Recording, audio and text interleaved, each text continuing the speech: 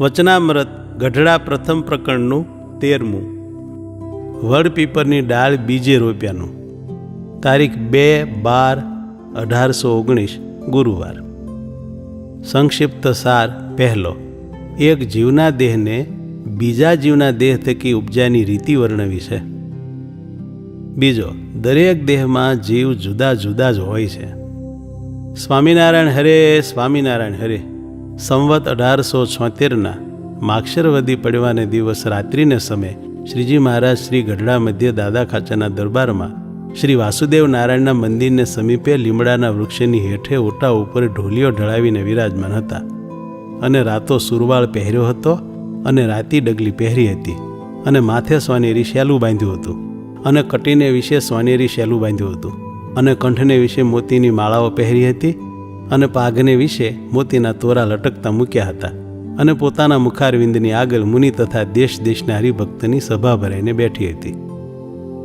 પછી શ્રીજી મહારાજને નિત્યાનંદ સ્વામીએ પ્રશ્ન પૂછ્યો છે, દેહ પ્રત્યે જીવ એક છે કે અનેક છે? અને જો એક કહેશો તો વડ, પીપર આદિક જે વૃક્ષ છે તેની ડાળખીઓ કાપીને બીજે ઠેકાણે રોપે છે ત્યારે તેવું ને તેવું જ વૃક્ષ થાય છે. એ તે એક જીવ બે પ્રકારે થયો કે બીજે જીવે પ્રવેશ કર્યો? અને કહેશો જે એ તો એનો એ જીવ છે, તો જીવ તો અખંડ છે અને અચ્યુત છે, તે કપાણો કેમ? ત્યારે શ્રીજી મહારાજ બોલ્યા જે, લ્યો એનો ઉત્તર કરીએ જે. શ્રી કૃષ્ણ ભગવાન છે તેની પુરુષ અને પ્રકૃતિ એ બે શક્તિઓ છે. તે જગતની ઉત્પત્તિ, સ્થિતિ અને પ્રલય તેનું કારણ છે.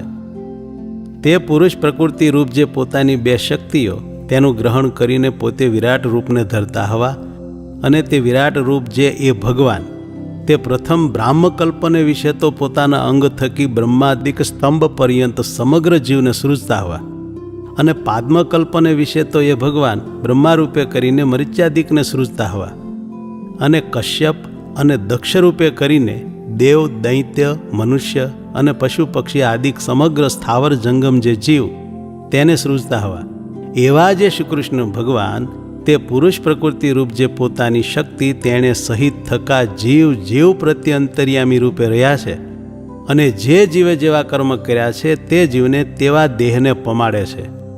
અને તે જીવ છે તેણે પૂર્વજન્મને વિશે કેટલાક કર્મ તો સત્વગુણ પ્રધાનપણે કરીને કર્યા છે અને કેટલાક કર્મ તો રજોગુણ પ્રધાનપણે કરીને કર્યા છે અને કેટલાક કર્મ તો તમોગુણ પ્રધાનપણે કરીને કર્યા છે.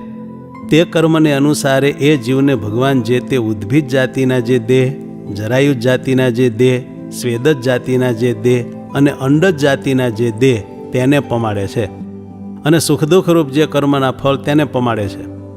અને તે જીવના કર્મને અનુસારે તેના દેહ થકી બીજા દેહને સૃજે છે.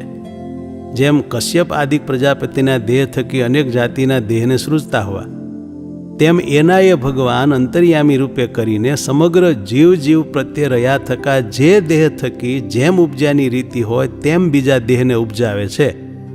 પણ જે જીવ થકી બીજા દેહને ઉપજાવે છે તે જીવ જ અનેક રૂપે થાય એમ નથી. એ તો જે જીવને જેના દેહ થકી ઉપજાનો કર્મ સંબંધ પ્રાપ્ત થયો હોય તે જીવને તે દ્વારા ઉપજાવે છે. ઇતિ વચનામૃતમ ગઢડા પ્રથમ પ્રકરણનું 13મું થયું.